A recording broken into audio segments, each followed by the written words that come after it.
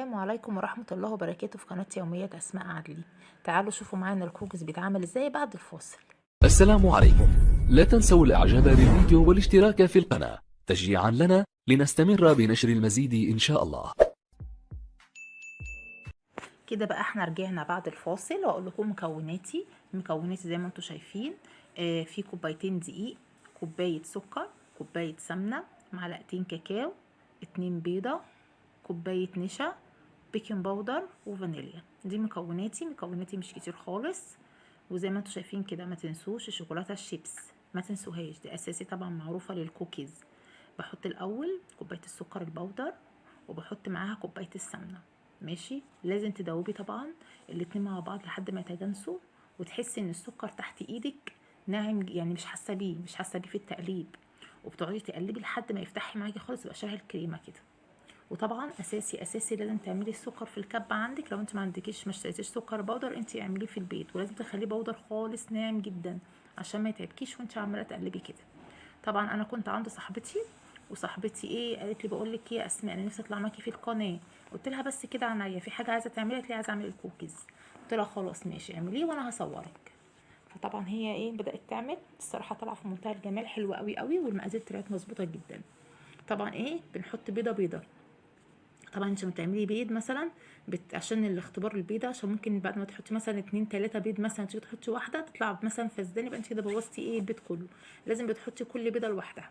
طبعا احنا فتحنا اول بيضه في البوله الصغيره دي، ودي تاني بيضه. بتحطي اول واحده وتدوبيها، وبعد كده بتحطي تاني واحده وتدوبيها. تمام كده. ونفضل نقلب لحد ما يدي اللون اللي احنا عايزينه او التجانس اللي احنا عايزينه. وكده حطينا نقطتين فانيليا اللي هي السائله دي، نقطتين فانيليا، لو جبتيها بودر تبقى احلى واحلى كمان.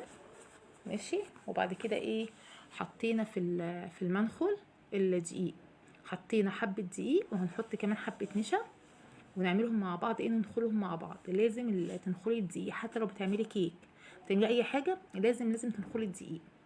الهواء اللي بيخش فيه بيظبط الحاجه نفسها اللي انت بتعمليها، وعشان برضو ما يكونش فيه تكتلات وكده بيبقى اضمن يعني. طبعا احنا حطينا كمان البيكنج باودر. ماشي. وقلبنا.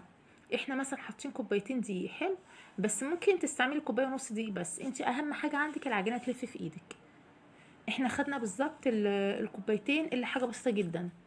انا يعني هي قلبت كده كويس وبقت لسه طريه. لما لقيتها لسه طريه رحت رجعت حاطط حبه دقيق تاني لحد ما تتجانس. وبعد كده بنقسم العجينه نصين، نص بالكاكاو ونص التاني بنخليها بيضه.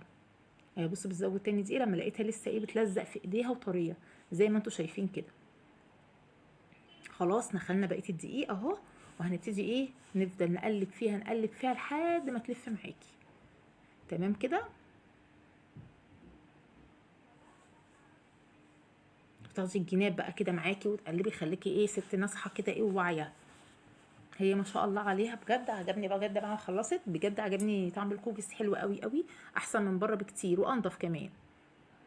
خلاص احنا لمينا العجينه وعملناها 2، قلبنا واحده بالكاكاو زي ما قلت والتانيه بيضه زي ما هي. هنبتدي نعمله واحده شوكليت وواحده ابيض، بس في جميع الاحوال احنا بنحط الاتنين شوكولاته شيبس للاتنين. هنبتدي بقى نكور، والميزه انك تعملي كله قد بعضه، ما تعمليش واحده كبيره واحده صغيره. بتكوري كده وتبتدي تغمسيها كده في الشيبس، شوكولاته الشيبس، تطلع بالمنظر ده، وترصي بقى في الصاج اللي عندك. طبعا احنا عرفنا المقادير وعرفنا الطريقه.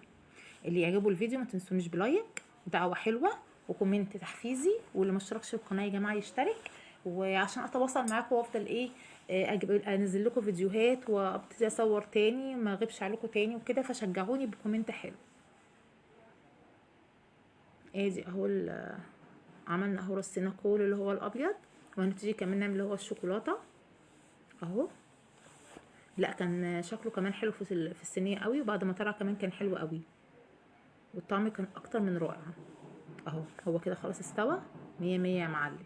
هنبتدي نرص بقى في الطبق بقى اهو. بصي شكله حلو وطعمه كمان احلى.